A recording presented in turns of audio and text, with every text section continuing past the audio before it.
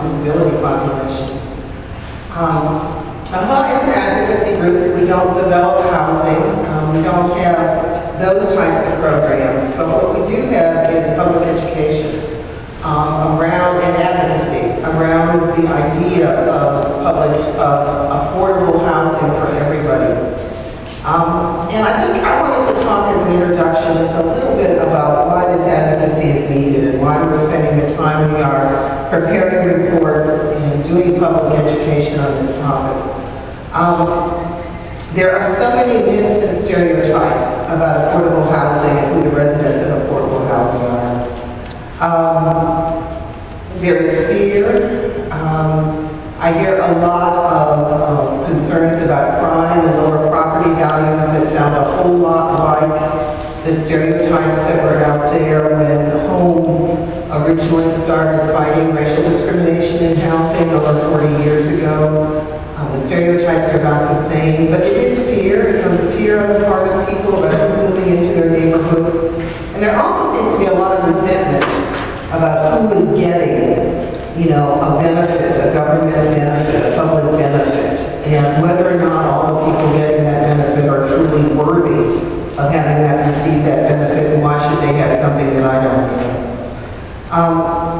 Unfortunately, this fear and resentment is flamed and fueled dramatically by some of our politicians. They use it in order to attract votes, and they put fuel on the fire. And I wanted to give two examples of this, recent examples, like recent within the last several week examples of what I'm talking about. One is Tom Brinkman, who was my state representative for 8 years, I believe, or a number of years, and then was term limited out, tried to get his seat back in this last primary that was this week.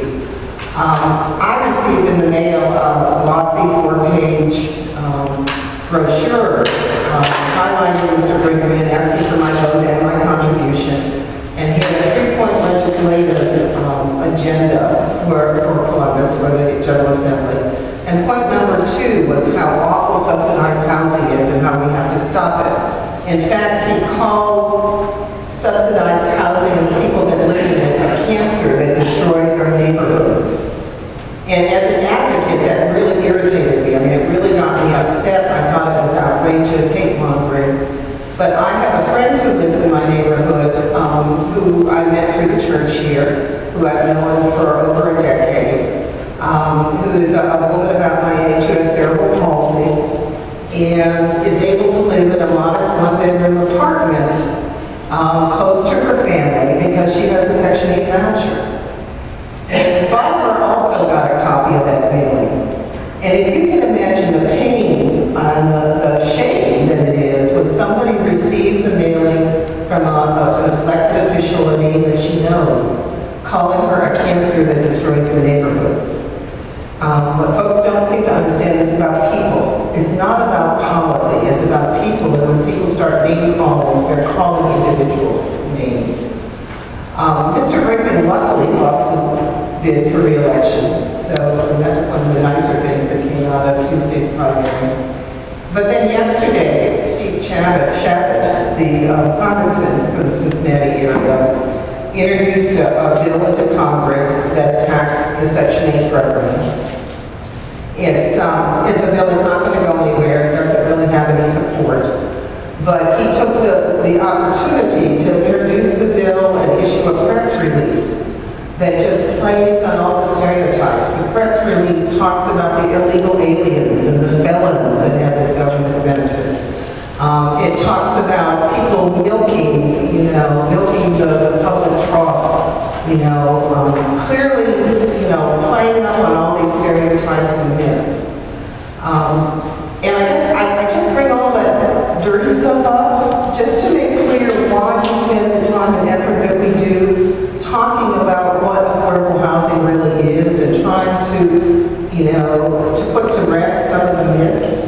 What John's going to talk about and what the report does is give a lot of statistics. And some people are swayed by seeing the actual numbers and realize that some of the things they thought were true really are not true.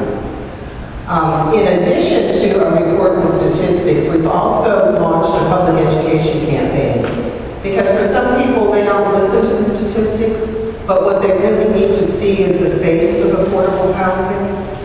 And so we have if you like, a marketing style campaign. We worked with a marketing consultant who helped us identify 2 target groups, one of which is youth between the ages of 16 and 24 to receive the message, and the other are faith-based groups to get with churches and other faith-based groups with the message of what affordable housing really is and who are the residents of affordable housing. We launched this public education campaign. It will include, since it includes youth, a lot of social media activity, but it also includes speakers that will go out and talk about who is the face of affordable housing, not just what the numbers are, but who is it that we're talking about. So I mentioned that it is all on our website on www.cincy.org.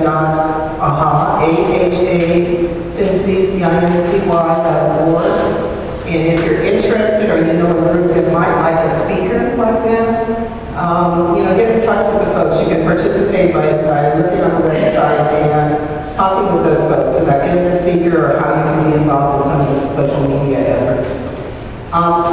It came home to me about how important that was when John and I were up in Columbus, a month ago, John, now? About 3 or 4 weeks ago, testifying against another bill attacking the subsidized housing programs in Hamilton County. People trying to take control of CMHA, the housing authority.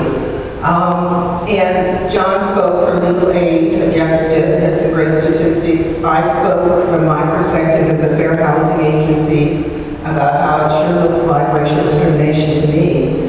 And Mark spoke, that was representative of the city. Yvette Simpson was up there and spoke very effectively. But what really I thought had the greatest impact were when the residents of public housing came up in a van. There was over a dozen of them, over 12 to 15, I'm not sure exactly how many, but about 7 or 8 got up and spoke.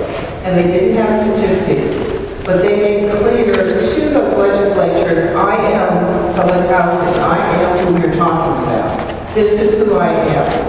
I'm a respectable person, and this bill insults me and is something that I do not think should happen.